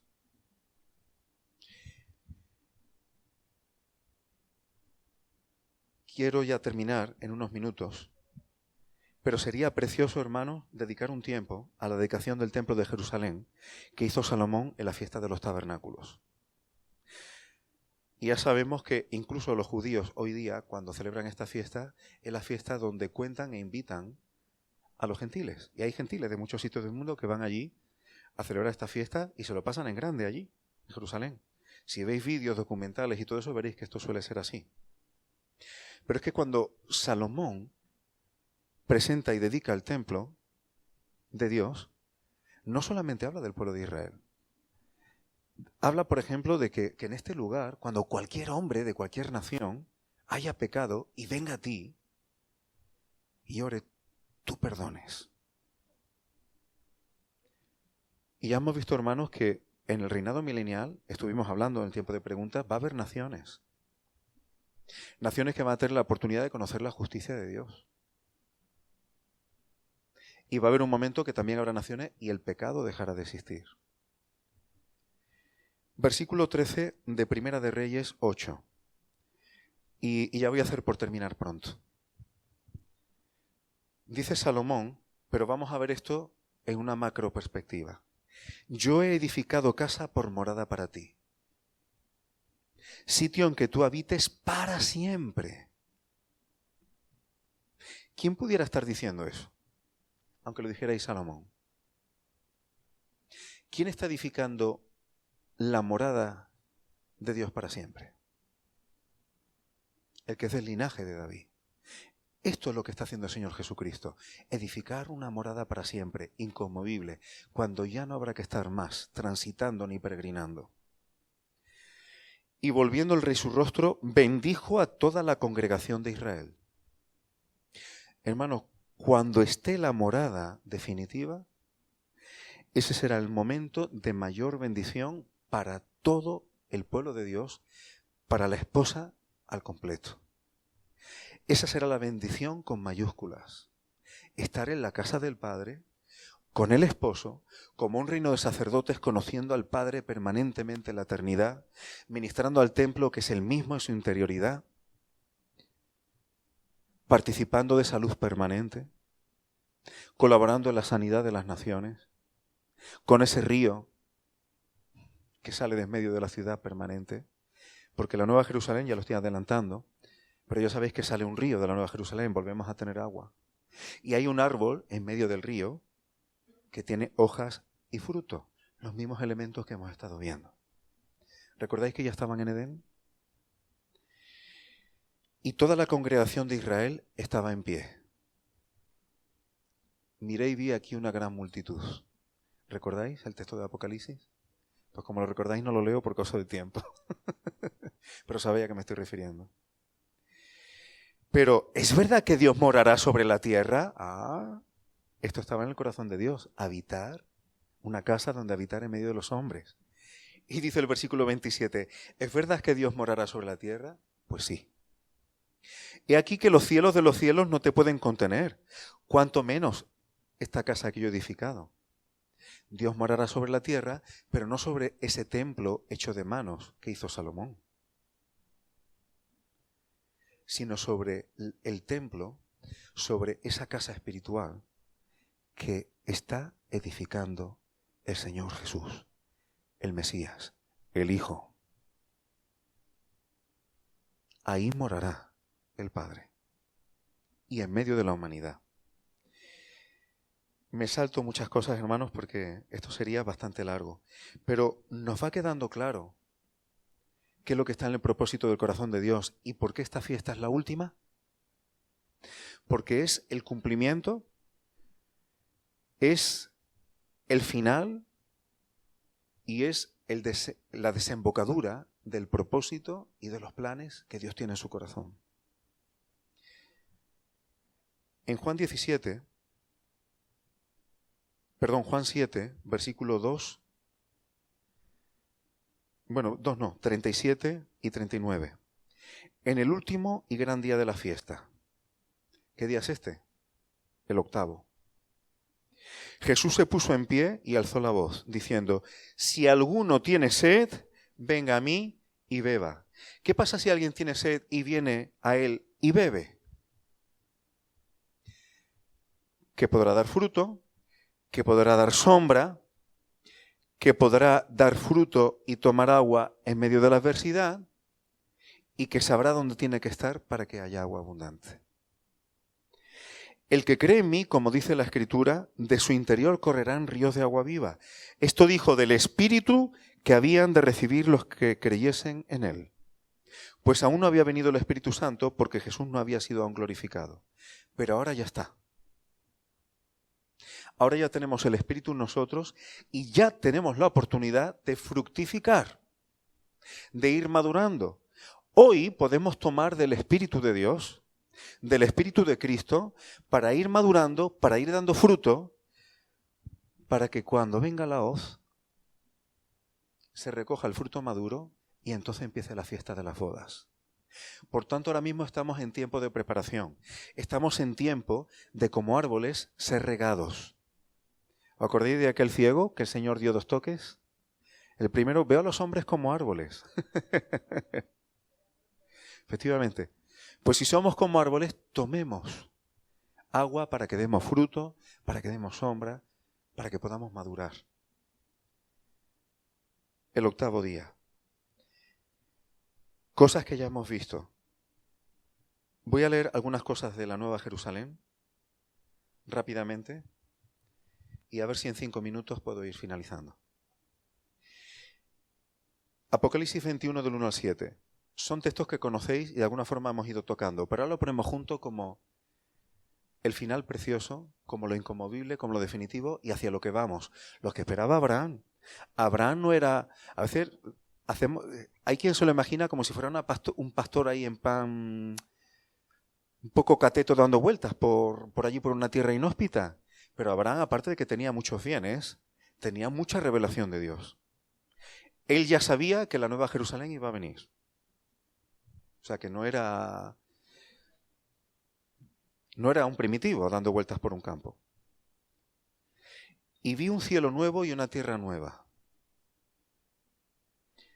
Porque el primer cielo y la primera tierra pasaron. Es decir, este cielo que vimos que Dios extiende como una cortina y que se enrollará como un pergamino, y esta tierra que también vimos que pasará, si cogemos este cielo y esta tierra como si fuera un tabernáculo temporal, pasarán. Porque este es temporal. Y dará paso al siguiente, que será inconmovible. El mar ya no existía más. Es decir, lo movible da paso a lo inconmovible y definitivo. Y yo, Juan, versículo 2, vi la santa ciudad, la Nueva Jerusalén, descender del cielo. El tabernáculo de Dios está haciendo posiblemente su último traslado. Descender del cielo de Dios, dispuesta como una esposa. Es decir, la naturaleza de la esposa es celestial.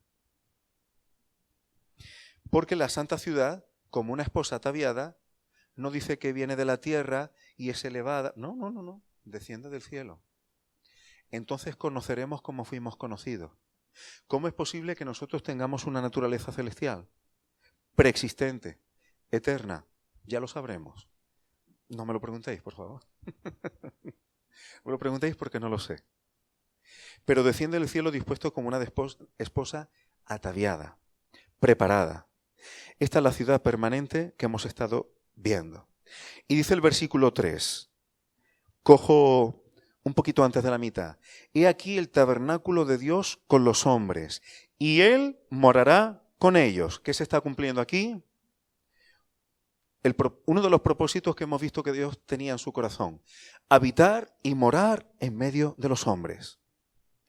Y ellos serán su pueblo, es decir, los hombres. La humanidad será su pueblo, pero Israel será la esposa. Me estoy refiriendo al Israel de Dios. Yo quiero pensar que el que escuche esto, o me esté escuchando ahora, no esté pensando en sionismo, en raza, en ese tipo de historia. Estamos hablando del Israel de Dios, hermano. Esto está por encima. Aunque haya israelitas que formen parte de eso. El rey David es nuestro hermano. Samson, con todos sus tropiezos, yo deduzco de Hebreos 11 que es nuestro hermano. Incluso en el reino, dice que muchos vendrán de Oriente y Occidente y se sentarán a la mesa con Abraham, Isaac, Jacob y junto con todos los profetas. Son nuestros hermanos. Pero el Israel de Dios es más amplio. Y ellos serán su pueblo. Y Dios mismo estará con ellos como su Dios. No habrá hombre en la tierra que tenga un Dios que no sea el único verdadero.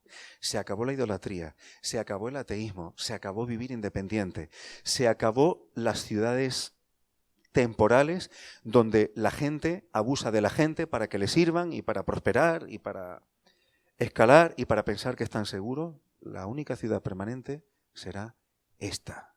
Y nadie tendrá otro Dios que no sea el único Dios verdadero. Versículo 4. Dios va a enjugar las lágrimas. Si Dios enjuga las lágrimas, que se acabó el dolor. Y es que hay memoria de que hubo dolor atrás. Y Dios es el que consuela. El Dios de toda misericordia y de toda consolación. Así empieza 2 de Corintios. Y ya no habrá muerte. Y como dijimos, la paga del pecado es la muerte. Si no hay muerte, es porque no hay pecado.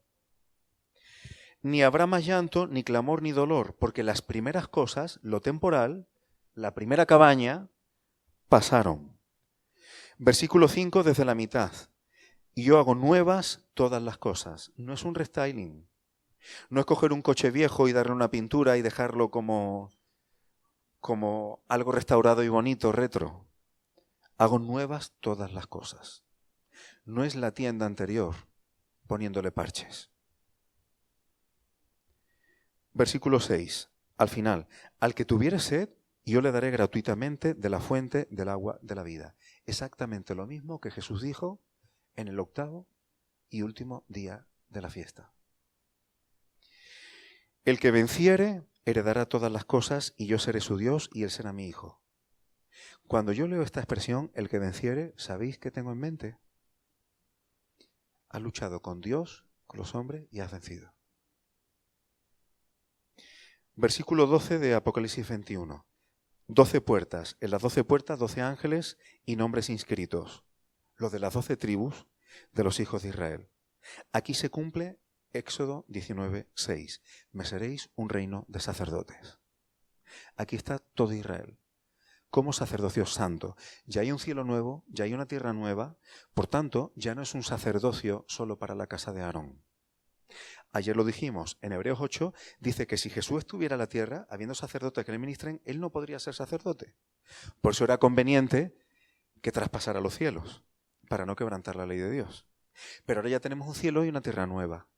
Ahora sí todos podemos ser, en todos los aspectos, reyes y sacerdotes.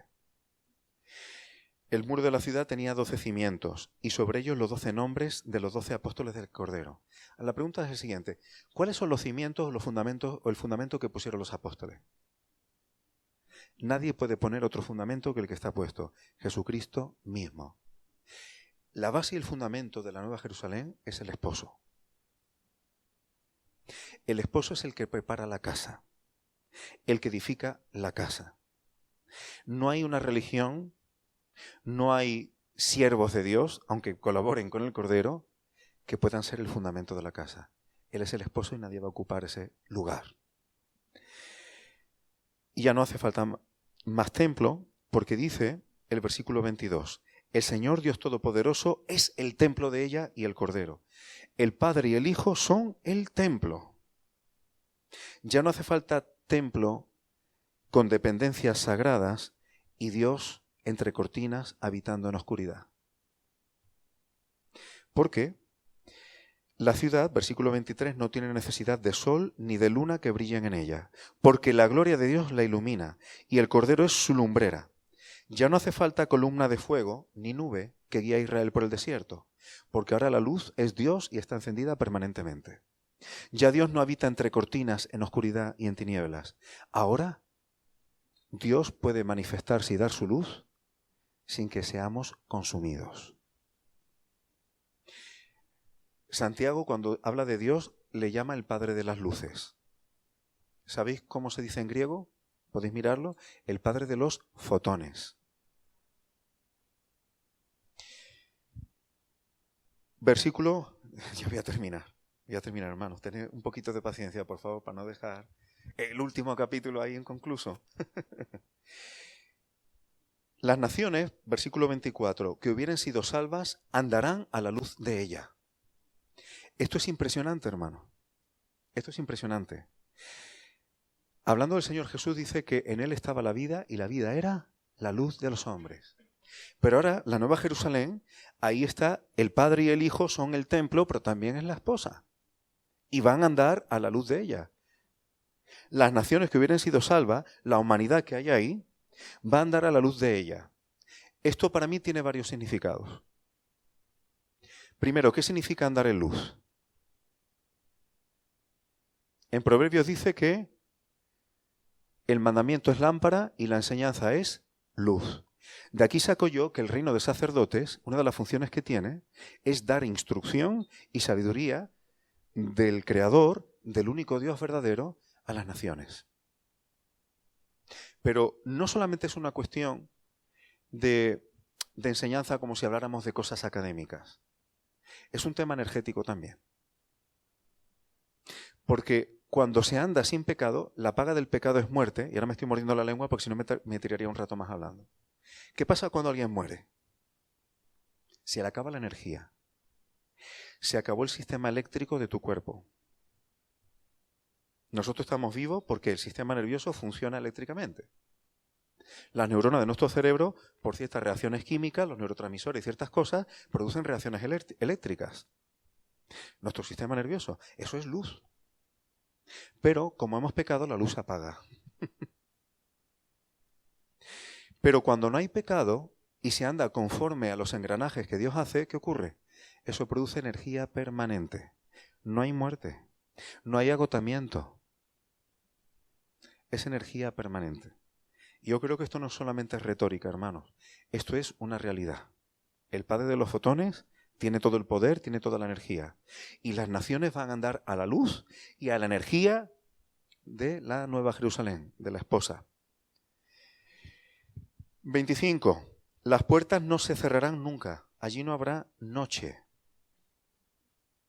Las puertas de la Jerusalén terrenal por la noche se cerraban en las murallas. Pero la Nueva Jerusalén no. Es decir, hay un acceso, la posibilidad de un acceso permanente, incluso a sus espacios. En los santuarios terrenales, el acceso permanente, el acceso más libre, lo tenían los levitas y los sacerdotes en todos sus espacios. Pero esto es como lo que pasa en el Congreso de los Diputados de vez en cuando, que hacen una jornada de puertas abiertas. Pues las puertas de la Nueva Jerusalén estarán abiertas para quien tenga sed y pueda beber. Y llevarán la gloria, versículo 26, y la honra de las naciones a ella. Capítulo 22, versículo 1. Hay un río de agua de vida resplandeciente como cristal, sin contaminación, que sale del trono de Dios y del Cordero. ¿De dónde viene ese agua?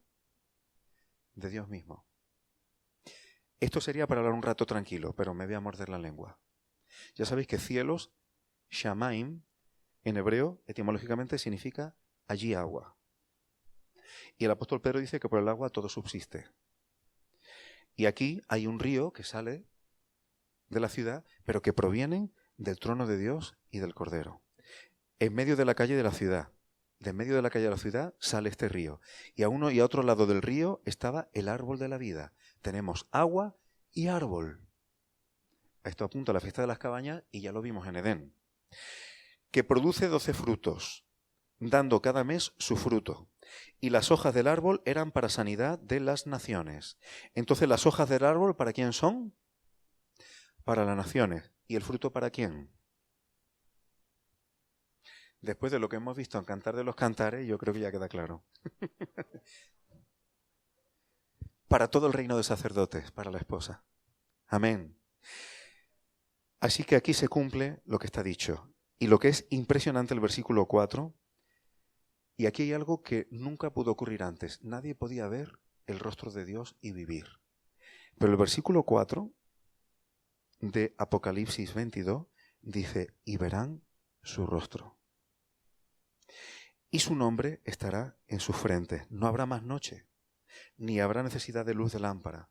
Ya no hará más falta menorá dentro de una tienda, ni luz del sol, porque Dios el Señor los iluminará y reinarán, el reino de los sacerdotes, por los siglos de los siglos. Hermano, este es el llamamiento santo. Nos damos cuenta que la salvación a la que hemos sido llamados es mucho más completo de ¿no nos vamos al infierno? No es simplemente no ir al lago de fuego y azufre. Esto es un propósito muchísimo mayor, de tal manera que nos cuesta trabajo hasta imaginarlo. La fiesta de las cabañas apunta a la fiesta de las bodas, después de recoger el fruto, y el octavo día apunta a cuando se acaba esa semana, cielo nuevo, tierra nueva, y ver el rostro del esposo. Conocer a Dios en intimidad, Él mismo es el templo, ministrarle en su interioridad. Esto yo no me lo puedo imaginar, no soy capaz. Solo puedo coger lo poquito que diga la Biblia y maravillarme. Pero esto es una maravilla, hermano. Nos damos cuenta que cuando recordamos estas cosas, cuando prestamos atención a las convocatorias de Dios y escudriñamos lo que Dios tiene que decir con este lenguaje divino, no solamente anunciamos, no solamente profetizamos, sino que afirmamos nuestros corazones en aprender y en esperar lo que Él ha prometido. Merece la pena escudriñar el lenguaje divino, porque si Él da revelación, a pesar de mi torpeza, a lo mejor podemos atisbar y entender un poquito. Hermanos, muchas gracias por la paciencia que habéis tenido conmigo. Gracias por aguantar predicaciones tan largas. habéis dado fruto del Espíritu Santo a través de la paciencia. Por lo tanto, habéis tomado agua viva.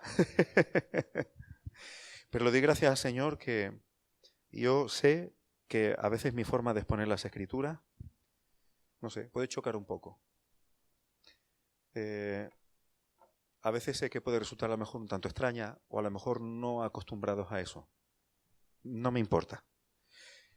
A lo mejor yo tengo que hacer más todavía de lo que dijo mi padre. Soy yo el que tiene que pediros perdón por la cantidad de cosas que digo. No suelo tener pelos en la lengua y encima a más palabras, más posibilidades de meter la pata. Y a veces puede parecer, y más cuando no conoces las particularidades de cada uno, pues a veces suelto cosas para acá y para allá y a lo mejor estoy refiriéndome a situaciones particulares que yo no conozco. Y puede resultar hasta un poco violento, ¿no? Os pido perdón si eso ha ocurrido. Sabe el Señor que la intención de mi corazón es edificar el pueblo de Dios. Me da temor cuando tengo que predicar.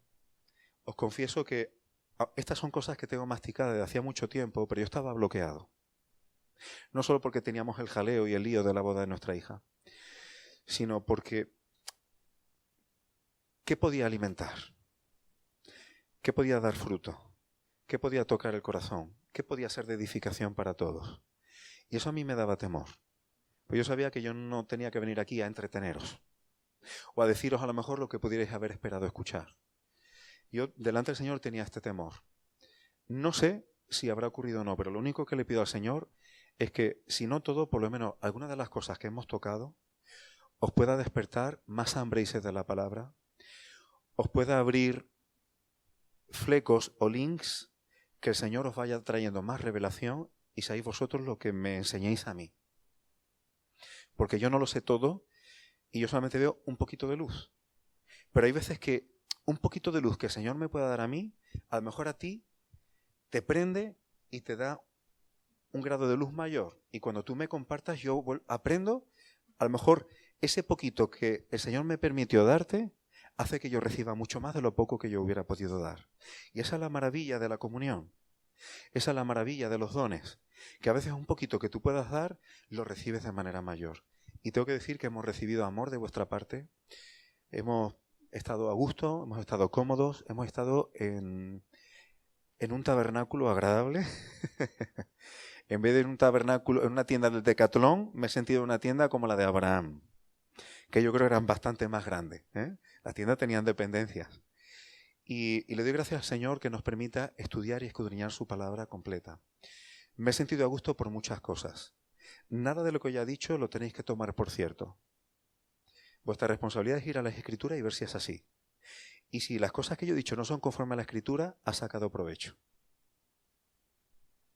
Porque habrás aprendido a filtrar las cosas que son de la palabra y no. Las cosas no son palabra de Dios porque yo sea conferenciante y lo haya dicho aquí. Es vuestra responsabilidad contrastar estas cosas con la palabra. Si hay cosas que yo he dicho que son de la Escritura y tú las verificas, bendito sea el Señor.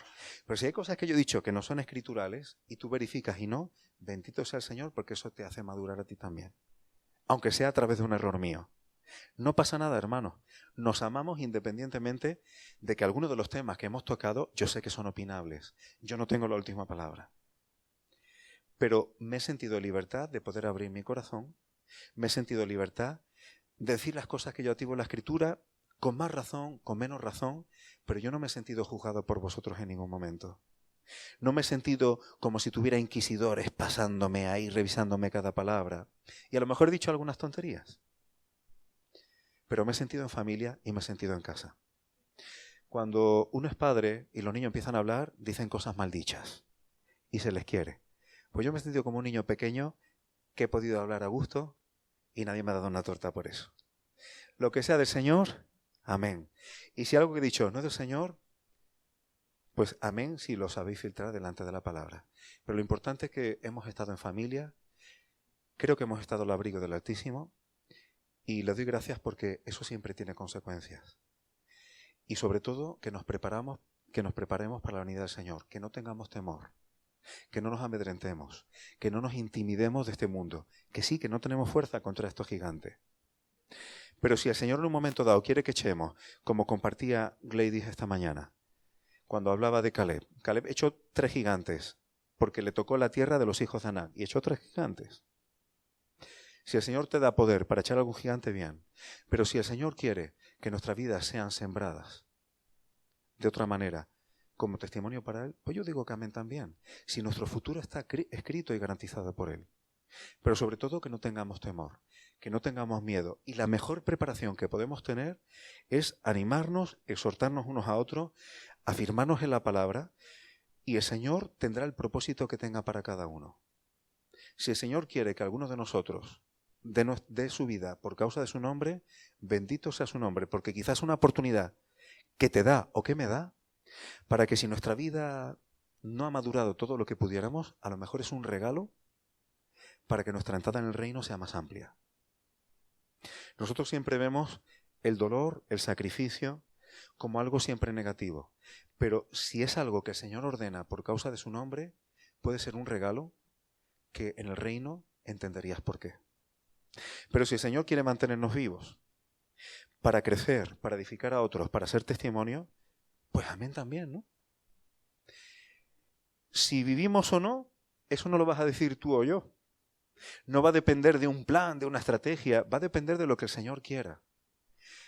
Nosotros lo que tenemos que hacer es, en las circunstancias en las que estemos, saber dónde están los pozos de agua, saber dónde hay un arroyo y no dejar de dar fruto ni sombra para el que quiera acercarse al abrigo del Altísimo. Eso es nuestro cometido.